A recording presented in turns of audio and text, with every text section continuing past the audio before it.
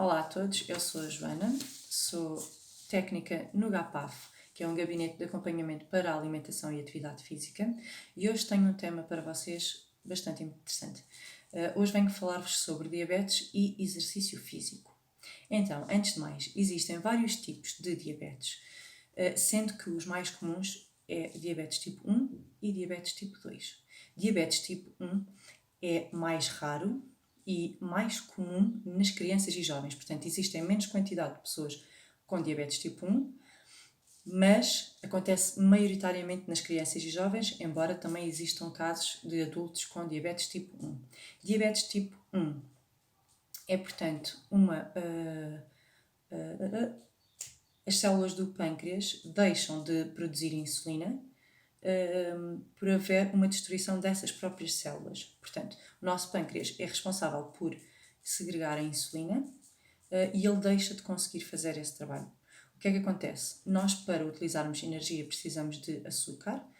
O açúcar é a nossa fonte energética mais rápida de utilização, mas para que entre na célula é preciso insulina para facilitar a entrada do açúcar na célula muscular.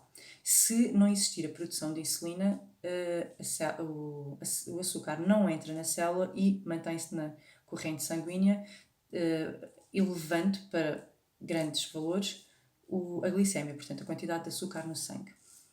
Depois, em relação à diabetes tipo 2, existe uma resistência à insulina ou produção diminuída, mas produz, o pâncreas produz, mas pode produzir em menor quantidade.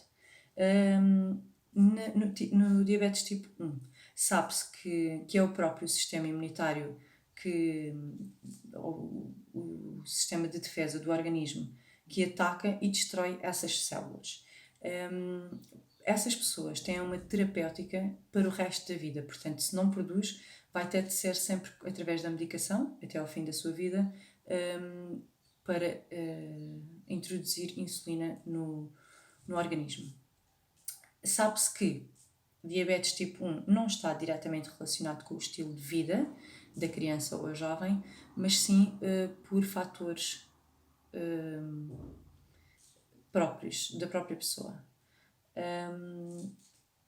Na diabetes tipo 2, sabemos que é um desequilíbrio do metabolismo da insulina e que tem vários fatores de risco que podem aumentar então a possibilidade de vir a sofrer de diabetes tipo 2. São eles a obesidade, o sedentarismo e uma predisposição genética. Ou seja, se nós tivermos, por exemplo, um pai ou uma mãe portadores de diabetes tipo 2, existe uma propensão genética maior para a pessoa vir a sofrer também de diabetes tipo 2. Mas não é só isso. O estilo de vida é fundamental para levar a esse caminho. Ou seja, se nós tivermos um estilo de vida bastante sedentário, sem atividade física, pode ser um dos principais fatores de risco para a propensão desta doença. Portanto, neste caso, existe um déficit de insulina ou resistência à insulina. Embora tenha uma forte componente hereditária, este tipo de diabetes pode ser controlado porque podemos modificar estes fatores, a obesidade, os fatores de risco, a obesidade e o sedentarismo. É, portanto, recomendado que o diabético, seja ele de tipo 1 ou de tipo 2, acumule vários minutos por semana de atividade física moderada. O mínimo são de 150 minutos em pelo menos 3 dias da semana, portanto deve ser em dias alternados.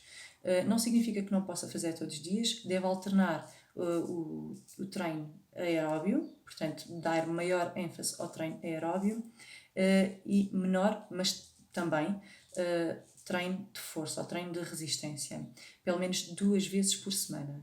É importante que uma pessoa diabética faça exercício físico, porque o exercício físico aqui vai funcionar como um medicamento.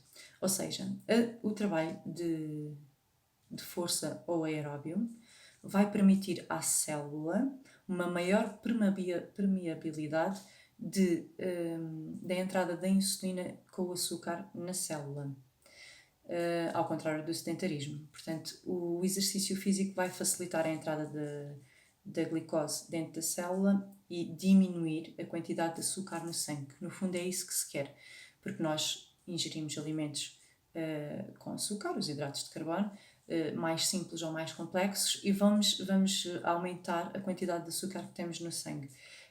Para isso, precisamos da insulina para entrar dentro da célula e ser utilizada sob forma de energia. Existem outros cuidados que também devemos ter. A alimentação é fundamental na manutenção da glicose. E existem também outros cuidados a ter durante o exercício, nomeadamente o uso de calçado adequado, porque é muito comum o diabético sofrer no problema que se chama pé diabético, que são feridas que fazemos, por exemplo, nos dedos dos pés, e que muitas vezes não nos apercebemos porque existe uma insensibilidade. É recomendado que seja sempre utilizadas meias brancas, porque no caso de fazer uma ferida e deitar sangue, uma vez que não sentem com tanta facilidade como uma pessoa saudável, podem nem reparar que têm sangue. Se tiver uma meia escura, não se apercebem. Se tiver uma meia branca, percebem que alguma coisa está mal e tenham mais cuidado. Que é que eu posso dizer mais sobre diabetes e o exercício físico? É importante que seja sempre acompanhado, embora possa fazer de forma autónoma. É importante que saibam exatamente como é que devem fazer, devem controlar os níveis antes e depois do exercício, e até em alguns casos durante. É comum haver hipoglicémias, porque existe uma grande concentração de insulina durante o exercício físico e às vezes em maior quantidade do que o próprio açúcar no sangue. Por hoje é tudo. Voltamos provavelmente mais lá para a frente a falar sobre este tema e aprofundar um bocadinho mais. Obrigada pela vossa atenção e até já.